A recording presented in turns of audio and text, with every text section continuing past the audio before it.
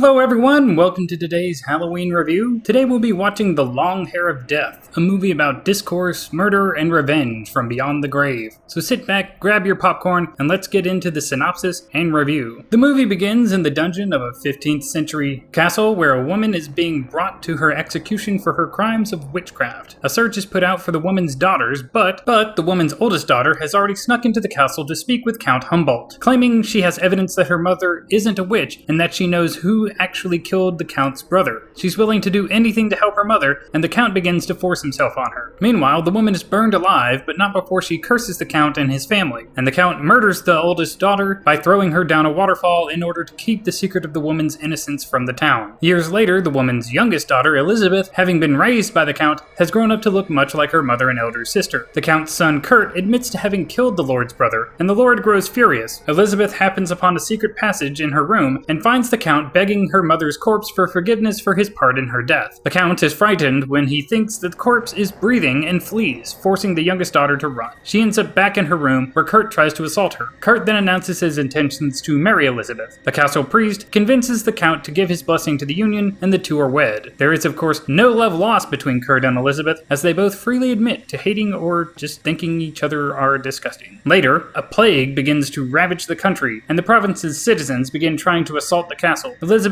reminds Kurt that she knew this day would come because her mother predicted it in her final moments. During a powerful thunderstorm, a bolt of lightning strikes the elder sister's grave, and we watch as her body is somehow renewed. Moments later, a woman enters the chapel, and the Count falls dead to the floor. Elizabeth later visits the woman who is brought to a room. She finds out that her name is Mary, and Elizabeth and Kurt ask her to stay for a while and offer to send a message ahead to her friends and family. Later, Elizabeth catches Kurt admitting that his entire being has been awakened by Mary's appearance, and then Elizabeth storms out. After she leaves, Kurt declares his love for Mary and kisses her, while Mary refuses his advances in fear of being put to death for adultery. Elizabeth confronts Kurt and tells him that if he even touches Mary, he'll suffer for it. Kurt storms out and goes to Mary, forcing himself on her. Mary catches them, but does nothing. We find out that Kurt poisoned the messenger that was sent to give a message to Mary's friends and family, and admits to Mary that he will kill Elizabeth. The pair then sneak into Elizabeth's room after she drinks a cup of drugged water and carry her down to the catacombs where they seal her inside a tomb. They're interrupted by the castle priest who walks through the catacombs and takes the key during his rounds, which locks them inside. They find the passage that leads to Elizabeth's room. Once they're sure Elizabeth has suffocated, they fetch her body from the tomb and return it to her room. As Kurt waits to hear the news that Elizabeth is dead, he panics when a servant tells him that Elizabeth rested well and that she was hungry. Kurt runs into Elizabeth's room, but doesn't find her. The castle priest informs Kurt that Elizabeth was in the chapel because she wasn't feeling well, and the servant suggests he take her some dinner in her room. That night, Kurt has a nightmare where Elizabeth enters his room and kisses him. When he wakes, he finds that he has a handful of her hair in his hand. The priest convinces Kurt to hold a celebration after the plague has passed. During the celebration, the servant comes down and gives him a ring, saying that Elizabeth told her to give it to him. Then a young woman says she saw Elizabeth in the courtyard. Kurt goes searching for her and ends up in the catacombs and finds the tomb he put Elizabeth in has been sealed back up. He opens it to find a corpse, then turns around to find Elizabeth. Mary appears and tells him that the corpse is actually hers, and reveals herself to be the vengeful spirit of Elizabeth's elder sister that the Count murdered years ago. She follows him through the catacombs and torments and taunts him, then locks him inside an effigy of the plague, which is to be burned at the final part of the celebration. Elizabeth joins the celebration and is given a torch to light the effigy. As she goes to light the effigy on fire, she gazes into Kurt's eyes and tells him to burn as her mother did. She then lights the effigy aflame, and Kurt and the effigy burn away.